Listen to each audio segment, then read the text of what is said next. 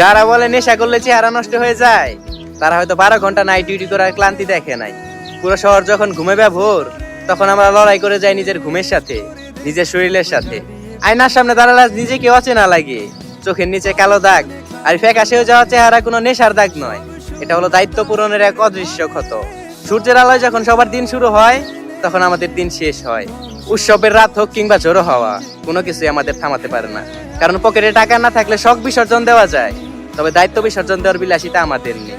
এই ফ্যাকাশে হয়ে যাওয়া চেহারার পিছনে লুকিয়ে থাকে হাজারো অসম্পূর্ণ স্বপ্ন আর পরিবারের মুখে হাসি ফোটানোর এক তীব্র আকাঙ্ক্ষা। এই ফ্যাকাশে হয়ে যাওয়া চেহারা হয়তো কোনো সিনেমার নায়কদের মতো নয়, তবে এই ফ্যাকাশে হয়ে যাওয়া চেহারার পিছনে লুকিয়ে থাকে সততার টিকে থাকার লড়াই। তবুও মাস শেষ যখন মোটাঙ্কের স্যালারি বাসায় পাঠাই, ও পাশে মা কিংবা প্রিয় মানুষদের মুখে তৃপ্তির হাসি দেখে আয়নার সামনে দাঁড়িয়ে এই ফ্যাকাশে চেহারা নিয়ে ভাবি, এইটুকু বিসর্জন আমার জন্য সার্থকতা। ভালো কান্না কান্না চোখ